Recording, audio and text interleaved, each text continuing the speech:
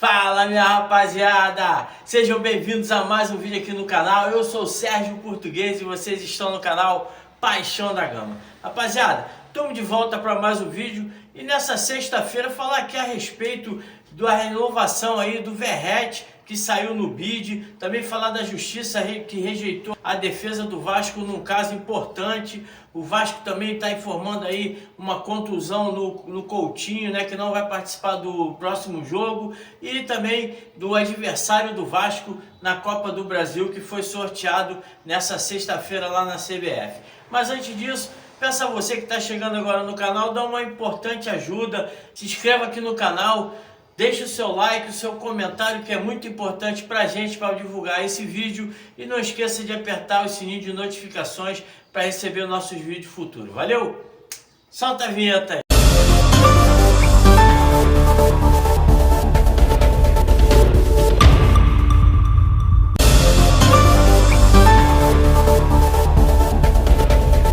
Então, rapaziada, vamos começar o vídeo falando a respeito do adversário do Vasco na primeira fase da Copa do Brasil. O adversário que foi sorteado agora há pouco na sede da CBF vai ser o União de Rondonópolis, lá do Mato Grosso do Sul, um clube que o Vasco já enfrentou em 2005, vencendo ali apertadinho, o empate em 2-2 em Rondonópolis, e em casa em São Januário a gente venceu ali por 2-0, um jogo difícil. Romário fazia parte daquela equipe, não jogou nesse jogo decisivo em São Januário. O técnico era o Joel Santana. Foi um jogo ali que o Vasco passou um sufoquinho para poder se classificar lá em 2025. Esse jogo vai ser no mando de campo do União no Rondonópolis, né? O Vasco vai ter que ir lá e ter que vencer a partida. Caso haja um empate, será a decisão por pênalti. Esse ano mudou aí o regulamento, a CBF todo ano muda o regulamento da Copa do Brasil para tentar dar mais motivação aos clubes pequenos a se esforçarem, né, de vencer os times grandes. Então, um adversário aí que o Vasco tem totais condições de ganhar. Tem que se preparar, essa partida já deve ser agora no final do mês, ainda não tem uma data específica, vai ser entre os dias 18 e 25 de fevereiro, então o Vasco já tem que se preparar para ir para Mato Grosso do Sul aí buscar essa classificação na primeira fase da Copa do Brasil. Vencendo esse adversário, o próximo adversário já está sendo também conhecido, vai sair do confronto entre Nova Iguaçu e Barcelona de Ilhéus. Esse jogo vai ser lá em Ilhéus, né? O time do Nova Iguaçu foi o melhor classificado aí no ranking da CBF. Então podemos ter aí um Vasco e Nova Iguaçu na segunda rodada. Vai ser aqui no Rio de Janeiro e o mando de campo vai ser o do Vasco da Gama. Espero aí que os dois clubes possam estar passando da primeira fase para poder fazer aqui um jogo doméstico e o Vasco não ter também esse sacrifício de ficar se locomovendo na Copa do Brasil. A gente sabe que são jogos muito pelo interior do Brasil, então a locomoção ali dos atletas acaba prejudicando na preparação aí do Campeonato Carioca também e no começo do Campeonato Brasileiro. Importante notícia, que espero aí que o Vasco possa estar aí fazendo seu papel e despachando o União Rondonópolis logo na primeira fase. Para continuar o vídeo, vamos falar então a respeito aqui da renovação do Verratti. O Verratti que teve aí no dia de hoje o seu nome no bid, né? O novo contrato do Vasco com o Verratti. Esse contrato vai até o final de 2026.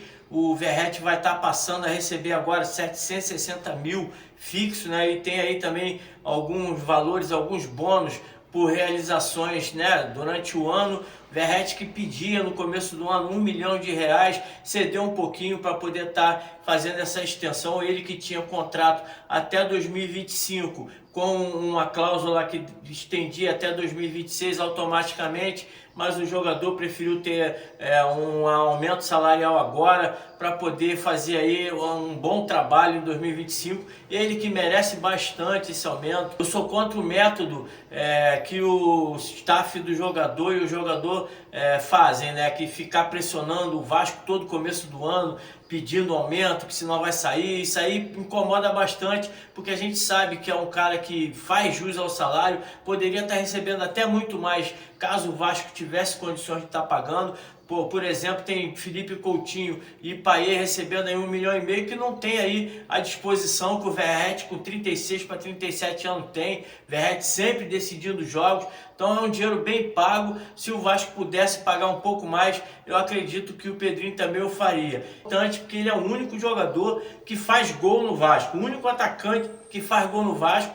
A gente tem que estar aí preocupado com essa situação também, buscar um jogador para ser o reserva ou então um companheiro de ataque do Verratti. O nome que está pintando aí é o Eric, a gente não sabe aí se vem ou não, precisa aí se desligar do clube japonês para tentar fazer a contratação desse jogador, que seria um jogador importante, que é um cara que pode jogar ali como segundo homem de ataque, ou então como o próprio centroavante, ele substituindo o Verratti. É um cara que faz gols, tem uma média muito boa de gol na sua carreira, então o Vasco tem que se preocupar bastante, tem que buscar os pontas, mas também tem que buscar um jogador para ser o substituto do Verratti, porque se o Verratti pegar uma gripe e ficar de fora do jogo, fica difícil. Temos apenas aí o GB, o Ryan está no sub-20, né, no sul-americano, então jogadores que poderiam estar substituindo o Verratti estão aí fora dos planos ainda nesse começo de campeonato. Tem um cara que joga praticamente todos os jogos junto com o Léo Jardim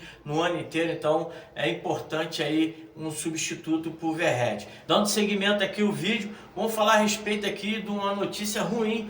A Justiça rejeitou a defesa do Vasco e o clube pode estar perdendo aí 10% das ações da sua SAF para escritório de advocacia. O Maca Vasco, né, um amigo meu aqui, o Sérgio Maca Vasco, que tem também um canal aqui no YouTube, quem não conhece lá, dá uma moral. O cara é advogado, entende bem da situação jurídica, né, que o Vasco está passando, e ele trouxe aqui essa informação. Lembra-se dessa execução judicial movida pelo escritório de advocacia contratado para defender o interesse do Vasco ainda na gestão Jorge Salgado? Importante dizer que é o mesmo escritório que defendeu Jorge Salgado, pessoa física, nas demandas da eleição de 2020. Alertei abaixo que o Vasco Associativo não tinha pago as custas judiciais para apresentar sua defesa e corria o risco de não ser apreciada, todos os argumentos e valores do escritório serem aceitos como verdadeiros sem contestação. Pois então, o juiz não lerá a defesa do Vasco agora, como tem penhorado sobre 10% das ações da SAF, pode ir a leilão ou mesmo serem adjudicadas pelo escritório em um futuro próximo se o Vasco não pagar a dívida de cerca de 4 milhões, as custas seriam 80 mil. Imagine o escritório que defendeu o Jorge Salgado ser sócio da SAF do Vasco, detendo 10% das ações. Mais uma coisa esdrúxula que o Salgado deixou aí para o Vasco.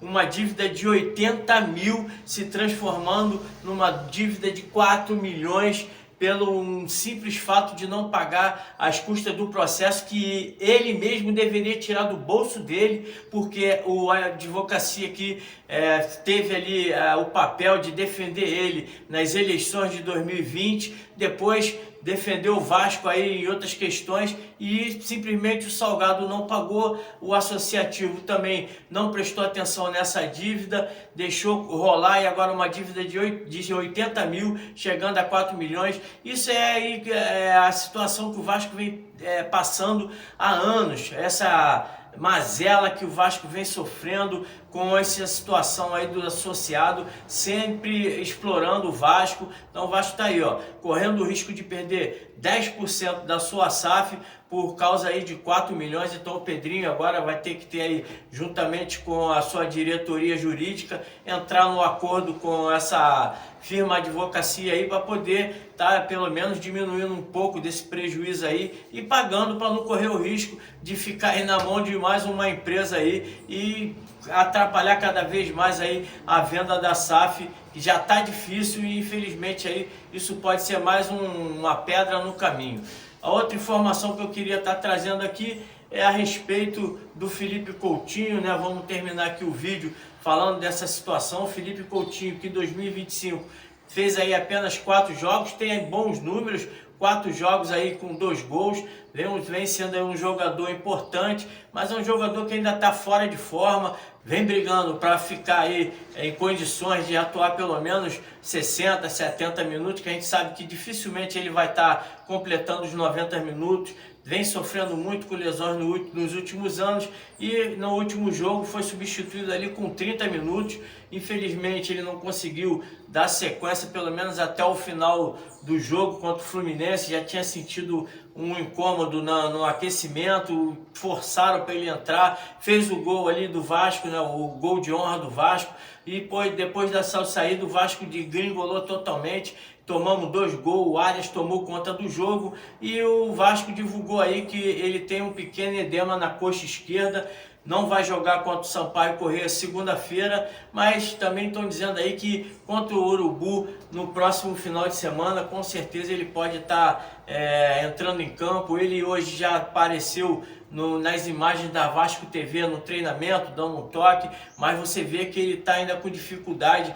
Teve uma bola que era para ele dar um chute, ele preferiu rolar para o companheiro de ataque ali concluir para o gol, inclusive foi até gol, mas eu acho que o Felipe Coutinho vai fazer falta. Não é aquele jogador que ainda está jogando intensamente, mas é um jogador que está pelo menos aparecendo com toque de bola, não está com aquela velocidade, mas aparece. O Payet, que vem entrando no lugar dele, vem decepcionando totalmente. É um jogador que não tem, tu vê que ele não está com vontade de jogar. Tem alguma coisa ali que está incomodando. Não sei se é saudade da família ou o Vasco está aí embromando para fazer uma renovação de contrato, já que o contrato dele termina em junho. Tem alguma coisa incomodando o jogador, porque você vê, ele está na esquerda, a bola está na direita. Ele vai para a direita, a bola está na esquerda. Quando chega no pé dele, ele toca para o lado, nunca faz uma jogada para frente. Então, eu acredito aí que o Felipe Coutinho vai fazer muita falta para esse jogo aí contra o Sampaio Corrêa, que é um jogo decisivo. O Vasco precisa vencer o Sampaio Corrêa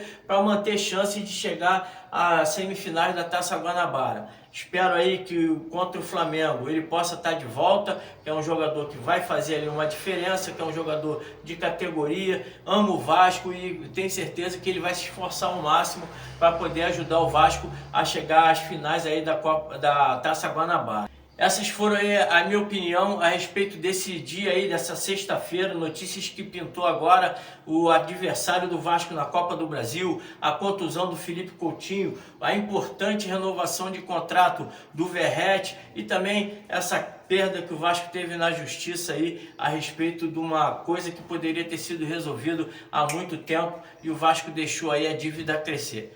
Curta, comente, compartilhe. E aqui o seu comentário é de suma importância para a gente poder bater um papo aqui depois do vídeo. Valeu? Tamo junto, saudações vascaína.